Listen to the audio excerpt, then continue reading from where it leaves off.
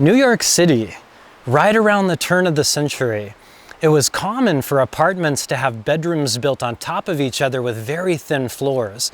Another commonality was hearing the upstairs neighbor take off one shoe, drop it, and then of course repeat the process with the other side. This would leave the downstairs neighbors, quote, waiting for the other shoe to drop. This was the birth of an American expression signifying anticipation of things to come. And that leads us to our topic today. There's days when I wake up on the proverbial right side of the bed. There's a bounce in my step. Music sounds amazing. I'm productive, optimistic, social, sexual, playful, and I feel connected to others. These days can be a nice break from the depression, agitation, and paranoia that goes along with my illness. As my self-awareness has grown, I started to notice these little fears that would taint the good days. I would be out with friends and start to worry about enjoying my time. I was afraid of possible hypomania progressing into full-blown mania. I was afraid that the good moments wouldn't last. I was also afraid of the depressive fallout if I went too high. These are super valid concerns, and they often prevented me from enjoying my life to the fullest. So I guess the big question is, how do we cultivate a healthy sense of caution where we can enjoy life but still know when there's signs of trouble? For me personally, it comes down to reestablishing trust with myself. There are so many times I thought I was okay when I wasn't. It makes me feel like I'm not in the driver's seat of my brain. If I can't trust my own judgment, then I'm repetitively breaking trust with myself. True story / analogy. I was a curious little kid, the kind that had to stick his finger into an electric socket just to see if my parents were right. This cavalier sense of curiosity also included our giant living room wood stove.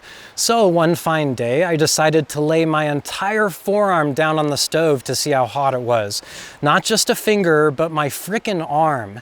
I had this long tube-shaped blister that ran the length of my forearm for quite some time.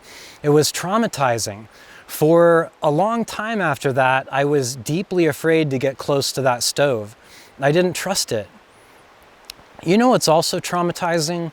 Getting hospitalized during a mental health crisis. Even if the care is amazing, it's still an ordeal for my mind and body. After going through it enough times, I started to develop this touching a hot stove fear of an episode landing me in the emergency room.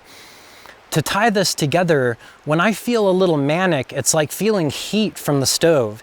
If I go easy, sometimes I can enjoy the warmth without getting burnt. It takes time and a lot of back and forth to find that comfort zone in the middle. I quite literally have to reestablish trust with myself.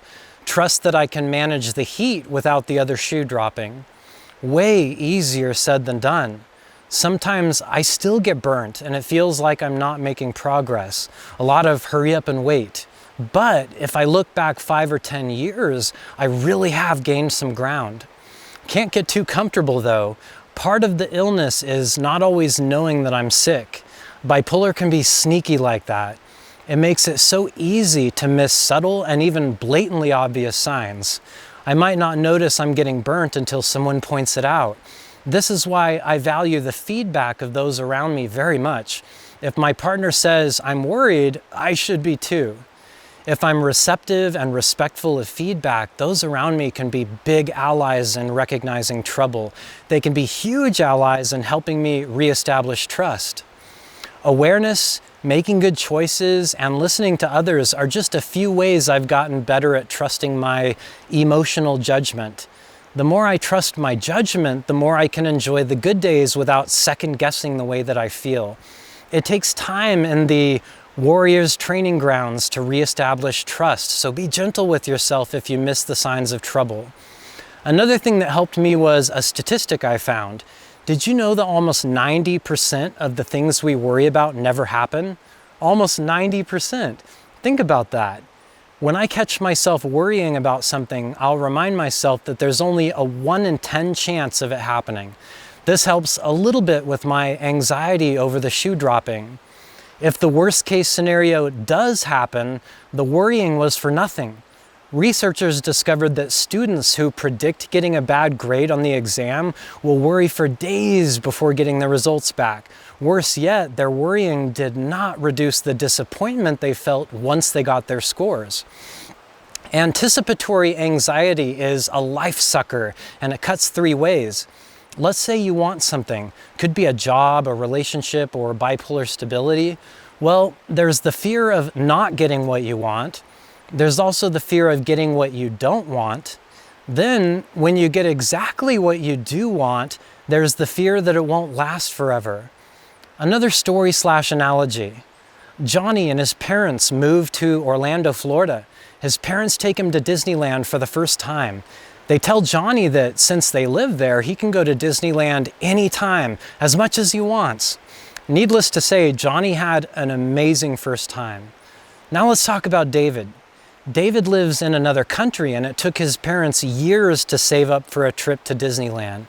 When they got there, David's parents told him, "This is the only time you're ever going to go to Disneyland. This is it, so you better enjoy it." You know what happened to David? He was stressed out the whole time. He was so afraid of never having an amazing day like this again, and he knew that the amazing day wouldn't last. He was waiting for the shoe to drop the whole day, and this is what took so much joy out of his experience. On a side note, this is why I personally believe so many people are drawn to religion. They promise more to come, which helps people enjoy their life more fully, just like little Johnny. So the moral of the story, people can't enjoy life to its fullest without the anticipation that there's more to come. Same thing with mania. I know from lots of experience being a rapid cycler that the good days won't last very long. And if I push it, I'm going to royally pay for it when the proverbial shoe drops. There's a lot of other factors outside the scope of bipolar disorder that can cause shoe drop fear. Abusive parents, being bullied as a child, abandonment, a cheating partner, etc. Trauma is a filthy animal, and it doesn't go away. I do want to keep the video focused on bipolar though, so let's go there for a minute with trauma. I've been traumatized by my diagnosis, by hospitalizations, by the realization that I've hurt people, med side effects, bad doctors, the list goes on. I worry a lot about going through the same horrible things again. It's like being in a constant state of shoe-dropping fear.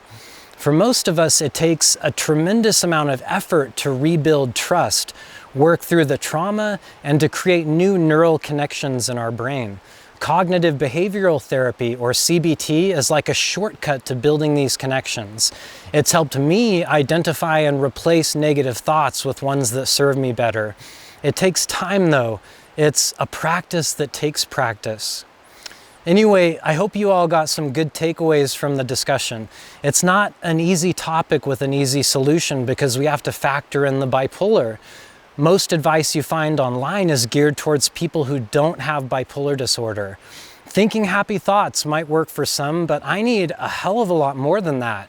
We also have different brands of bipolar disorder. Some people have cyclothymia, while others have full-blown mania with psychotic features. There's everything from mild to wild. You guys are awesome. Take good care of yourselves, and as always, I'll be here soon with more Polar Warrior videos. Stay well.